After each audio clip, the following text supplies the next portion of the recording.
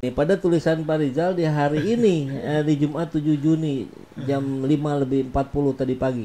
Judulnya Uji Nyali Prabowo. Kalau saya baca di awal-awal nih Pak Rizal mencoba mengangkat sebuah fenomena di beberapa kalangan yang mulai memunculkan dalam tanda petik prasangka baik untuk Prabowo dengan harapan bahwa Prabowo nanti setelah dilantik akan melakukan perubahan-perubahan yang revolusioner untuk kebaikan negeri, akan menjauhkan dari program-program yang selama ini tidak pro rakyat dan sebagainya. Menarik sekali, gimana Pak Rizal? Ya. Itu tidak terjadi sampai sekarang. Yang 2019 itu ya. Anggapan itu gitu betul. kan akan jadi kuda Troya yang bisa memperbaiki rezim dari dalam. Ternyata kan, itu tidak terbukti. Bullshit gitu Pak, nggak ada. Buktinya malah terbalik gitu kan. Prabowo sampai saat ini masih memuji-muji terus Jokowi. Berarti rezim itu rezim yang akan dilanjutkan. Belum ada gambaran bahwa dia melakukan pembersihan.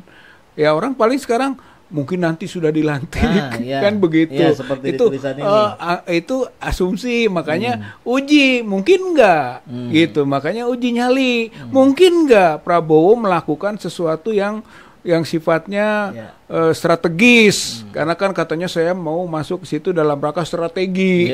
Nah, apakah ada bukti strategis enggak? Itu seperti itu misalnya soal ketergantungan pada Cina.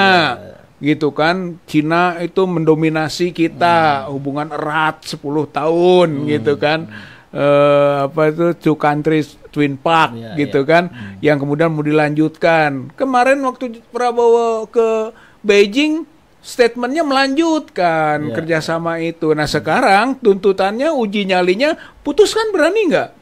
Gitu, itu satu Pak, untuk membuat perimbangan lagi tentang polarisasi dukungan global, gitu. Apa benar? Apa kita masih berada di porosnya Cina, gitu kan? Itu pertanyaannya. Bisa nggak Prabowo memutuskan itu, gitu. Kemudian juga soal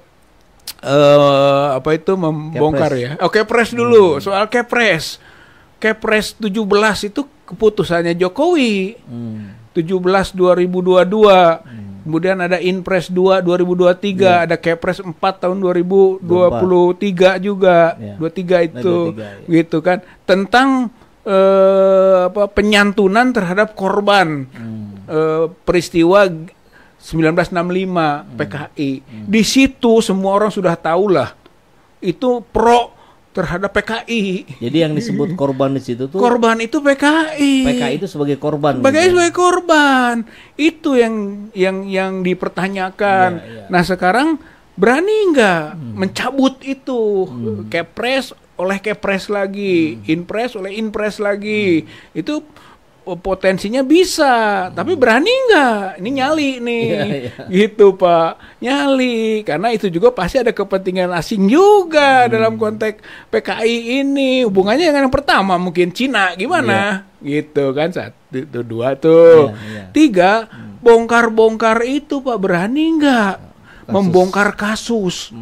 Ya kasus berapa tuh, 800 lebih itu petugas KPPS, petugas pemilu yang tewas, yang sama sekali tidak dipedulikan waktu itu. Bongkar itu. Kemudian kasus Bawaslu, ya kan, 9 yang tewas. Kemudian, nah ini yang ramai itu kilometer 50. Kan kilometer 50 itu, semua itu adalah orang-orang pendukungnya Prabowo. Tapi sampai saat ini nggak ada perhatian Prabowo terhadap para pendukungnya yang menjadi korban itu. Nah, tuntutannya gitu kan, uji nyalinya gitu kan, bisa nggak dia bongkar itu? Gitu kan Pak. Itu konteks kasus. Kemudian konteks ekonomi. Gitu kan, ekonomi kerakyatan, ekonomi keumatan bisa nggak dibangun? Uji nyalinya kan berarti dominasi konglomerat yang dikuasai katanya oleh tanda kutip 9 naga itu di Indonesia, bisa nggak direm?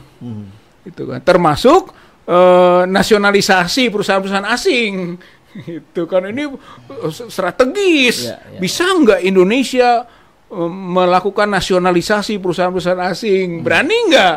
Gitu kan? Karena itu adalah pembuktian atas strategi dan taktik, gitu kan? Kalau saya jadi presiden, gitu Pak, antara lain ya, seperti itu.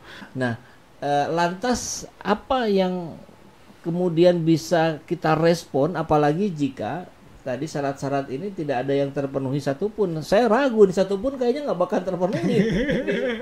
Iya, makanya sampai jadi menteri saja gitu kan belum berhasil gitu untuk menunjukkan kapasitasnya, jati dirinya gitu kan, atau semangat atau spiritnya Atau untuk mungkin mewakili sebaliknya rakyat. Pak, karena menteri kan terbatas, nanti kalau sudah jadi presiden kan. Iya, bisa saja begitu, tapi prakteknya kan presiden juga Pak masih dalam batas-batas tertentu, tidak punya kewenangan penuh. Ada DPR. Ada DPR gitu kan. Artinya kontrol itu selalu ada. Nggak bisa juga sewenang-wenang gitu kan. Dan selalu harus dimusyawarahkan. Satu. Yang kedua, apakah betul Jokowi dihianati habis? Itu kan pertanyaan serius Pak. Seolah-olah sekarang ini nanti kalau jadi presiden nggak ada namanya Jokowi, gitu kan, rezim ataupun sisa Jokowi nggak ada. Gibran akan dikunci. Bener nggak? Gitu kan? Itu kan pertanyaan yang serius Pak. Apakah presiden itu betul-betul mandiri nanti berani? Itu kan ujiannya ke situ tadi. Yang sampai sekarang tidak ada tanda-tanda, gitu. Kalau sampai sekarang tidak ada tanda-tanda, mungkin jadi presiden juga sama saja. Malah bebannya lebih berat Pak. Seperti misalnya konteks Cina misalnya, apa Cina diem Pak, begitu ya, diubah kebijakan politiknya. Nah seperti itu. Xi Jinping ini apa akan ya baik-baiklah? Apa dia marah Pak, gitu kan? Nah berani nggak? Makanya tantang itu kan, berani nggak lawan Kaisar Xi Jinping, gitu kan? Seperti itu contohnya. Jadi kualifikasi sebagai presiden ini tetap saja Pak, dia bukan penentu satu-satunya. Kalau misal begitu jadi negara ini negara otoriter Pak. Kalau begitu, kalau dia nanti saya sudah presiden gimana saya bisa melakukan ini. Ini negara apa Pak? Negara otoriter atau negara otoritarian, negara autokrasi gitu kan? L'état chez moi, negara adalah aku. Gitu, apa begitu? Jangan-jangan sebenarnya pengennya begitu. Jangan-jangan pengennya begitu, tapi itu melawan kedaulatan rakyat. Gitu. Jadi semboyan itu, spirit itu yang seperti benar, tapi sebetulnya itu menginjak-injak kedaulatan rakyat, Pak. Jadi kalau begitu bolehlah kita doakan PKS dan PDIP mudah-mudahan istiqomah di jalur oposisi. Harus ada oposisi. Sementara yang diangkat-angkat oleh Prabowo itu kan oposisi seperti tidak penting. Gitu. Padahal negara demokrasi adalah negara yang ada oposisinya.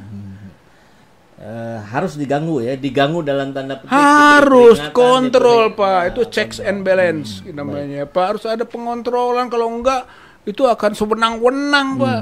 Jadi negara kekuasaan ini, gitu.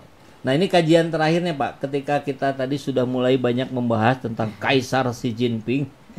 Ini di tulisan Pak Rizal sebelumnya tadi kita sudah bahas tentang kuda Troya, tapi dalam konteks membasmi kejahatan, tapi tidak terjadi. Kalau ini yang jadi kuda Troyanya Cina atas Indonesia, begitu maksudnya Pak tulisannya? Iya, tulisan itu ke kuda Troya itu ya, seperti kasus dulu kan soal Yunani lawan Troya gitu, Raja Sparta yang dicuri, ya kan, diculik istrinya Helen, itu diculik oleh Troy, gitu kan, si Paris namanya, yang kemudian menimbulkan konflik, akhirnya berujung di tahun terakhir Pak, tahun terakhir ke-10 itu, itulah muncul ide kuda, gitu ya, kuda yang seolah-olah itu jimat, tapi dilihat wah ini bagus, dibawa ke dalam, ternyata di dalamnya ada pasukan gitu. Nah kita ini yang menariknya itu investasi Pak, dan mungkin hutang luar negeri, debt trap gitu Pak. Jadi jebakan hutang. Silahkan hutang. Ini investasi sudah di mana-mana sekarang, investasi Cina itu di Indonesia, gitu kan. Bahkan ujungnya apa? Itu tenaga kerja, gitu. Memang semacam sudah komitmennya Jokowi kok ingin mendatangkan tenaga kerja Cina, gitu. Nah, buktinya waktu di COVID kemarin, Jokowi Xi Jinping merayakan 10 tahun kerjasama erat kedua negara, two countries, twin park. Nah, kira-kira apa nih yang harus diwaspadai oleh kita nih? Atau barangkali ya sedikitnya kita bisa mengingatkan kekuasaan atas hal. Ya itu harus evaluasi gitu kan dari kebijakan kita yang begitu erat sama Cina.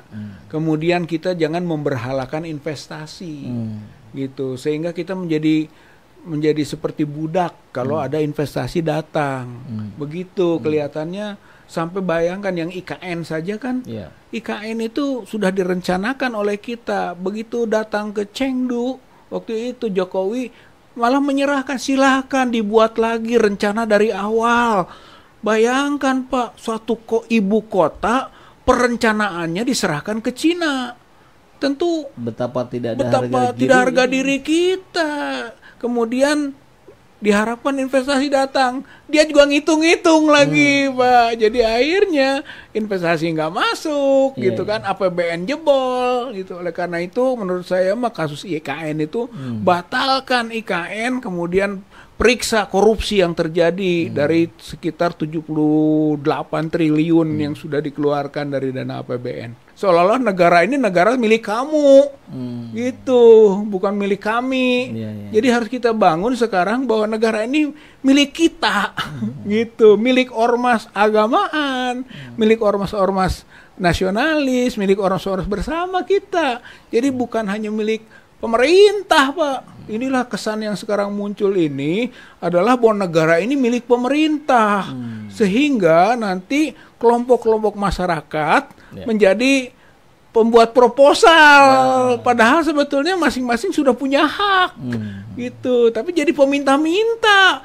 Pemerintah tukang memberinya. Ya negara milik dia. Nah, ini ngaconya sistem kita itu begitu, Pak. Sekarang ini. Gitu. Itu yang disebut dengan harusnya membangun masyarakat madani, civil society. Civil society adalah masyarakat kuat mengimbangi negara. Jangan sampai negara kuat, masyarakat lemah. Dan terjadi sekarang itu.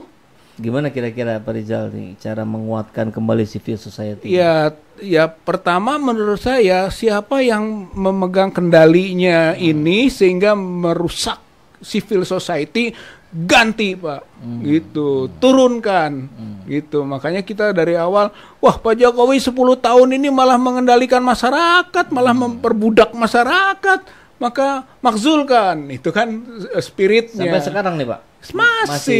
Artinya masih ada waktu. Efektivitas kalau diturunkan bulan ini bulan depan. Efektif, sebab dia bisa harus mempertanggungjawabkan atas dosa-dosa politiknya, dan itu akan berpengaruh terhadap penerusnya, siapapun, gitu. Kalau enggak gitu Pak, nanti penerusnya melanjutkan, memaafkan, menghilangkan. Bahaya ini, berarti tidak ada pelajaran. Perbuatan buruk dilanjutkan Pak. Diikuti.